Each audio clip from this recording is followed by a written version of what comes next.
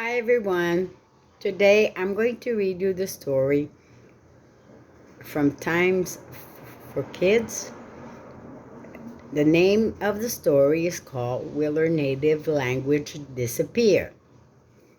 This is in your book, page 244, so please pay attention. Troubled Tongues. Even languages can be in danger of dying out. Leroy Seeley. Seeley's first day of first grade was probably the loneliest day of his life. He couldn't speak to any of the kids in his class, and he couldn't understand what they were saying. I was pretty much alone because I couldn't communicate, says Seeley, a Native American. I didn't learn English until starting school. Seeley knew only the Choctaw language. No one else in his class could speak it. Now grown up, Seeley teaches Choctaw language at the University of Oklahoma. He still speaks Choctaw. So do about 12,000 other people. But Seeley worries about the future of his native language. Choctaw is on the endangered language list.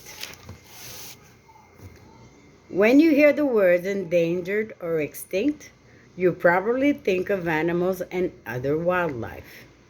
But languages can also be endangered or extinct. People who study languages say about half the world's 6,005 languages may disappear in the next 100 years. One group trying to change this is the Endangered Language Fund. The group prints books and makes recordings of languages that are dying out. By doing this, they may help keep some Native American languages alive. How does a language become endangered? The most common way is that a small group of people who speak one language live among a large group of people who speak another language. The smaller group often starts to use the larger group's language and forgets its own. This has happened with Native Americans who have given up their own language to speak English. Telephones, computers, and TV have spread languages spoken by a lot of people, such as English, across the planet. Seeley believes that sometimes governments have hurt Native languages. Native American children sent to government schools in the 1950s and 60s were told not to speak their native languages, he says. Instead, these kids spoke English and forgot their native tongues. Some endangered languages face another problem. Many young people don't want to speak the language of their older relatives.